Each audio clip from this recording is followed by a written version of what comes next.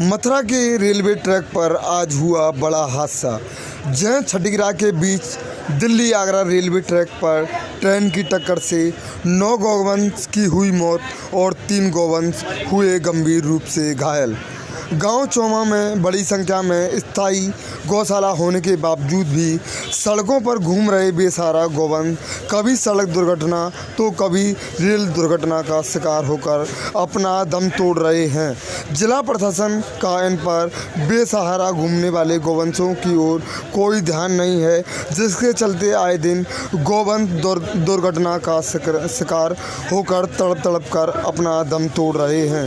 गौशालाओं को मिलने वाले अनुदान और दान को अधिकांश गौशाला संचालक प्रशासन की मिलीभगत से हजम कर रहे हैं, जिसके चलते गौवंश की ये दुर्दशा हो रही है।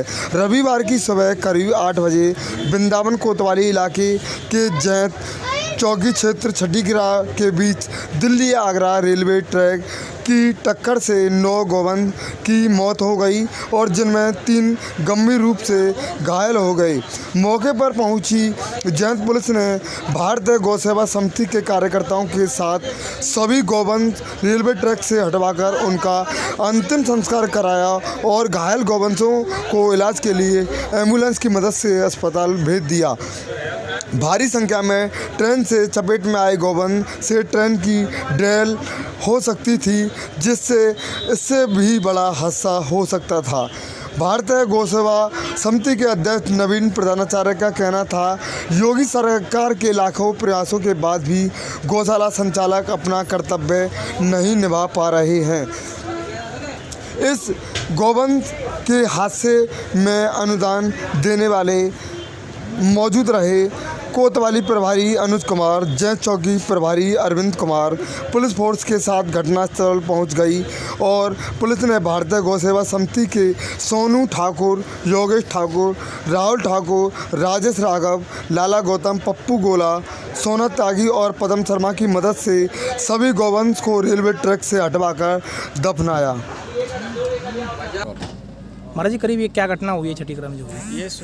ये छठीगरा में रेलवे लाइन पर ये रेल दुर्घटना हुआ है, जिसमें कि करीब 12 नंदी घायल हुए, जिसमें से करीब 10 के जान चली गई है। 2 अभी घायल थे, उनको एम्बुलेंस के द्वारा गौशाला भिजवाया गया है। और ये सुबह करीब 8 बजे की घटना है, या जो भी रात में हम लोगों को जानकारी इसके विषय में सुबह करीब 8 बजे जानकारी मिला, तो हम सभी लोग यहाँ पर मौके वारदात पे और प्रशासन इत्यादि सभी मौजूद हैं।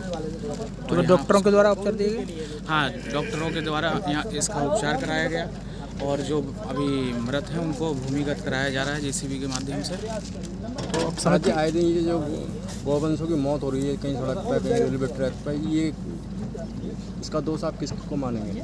अब इसका दोष रेलवे प्रशासन का कहें या भगवान जाने। अब जो भी अब जानवर इत्यादि हैं वो झुंड में आ जाते हैं, तो रेल दुर्घटना के उसके वजह से समझ नहीं पाते। जैसे कि इतनी गौशालाएं संचालित हैं ब्रज क्षेत्र में, और वो गौशालाओं को में अपने मतलब गौवंशों को रख नहीं पा रहे हैं, खुला छोड़ दे रहे हैं, तो उसके लिए आप क्या? गौशालाओं की तो थोड़ी स्थिति ये है कि वहाँ पर वो जो गौवंश होते हैं उनको वो खुला छोड़ देते हैं। रात्रि काल में बहुत सी, चाहे दिन में भी गौशाला से गायों को, नंदियों को बाहर निकाल के सड़कों पे छोड़ देते हैं। बाद में जब उन पर दबाव बनाया जाता है तो फिर वो रखते हैं, चाहे बहुत से नहीं भी रखते हैं। क्या होना चाहिए महाराज जी? क्या कार्रवाई? उनके खिलाफ यही कार्रवाई हो कि वो अपनी जिम्मेदारी को समझें और जो नंदी या गौवंश जो हैं उनको रखें और उनके प्रति जो उनका कर्तव्य है, जिम्मेदारियां हैं, उसको वो समझें और उसका पालन करें। यही उनसे निवेदन है।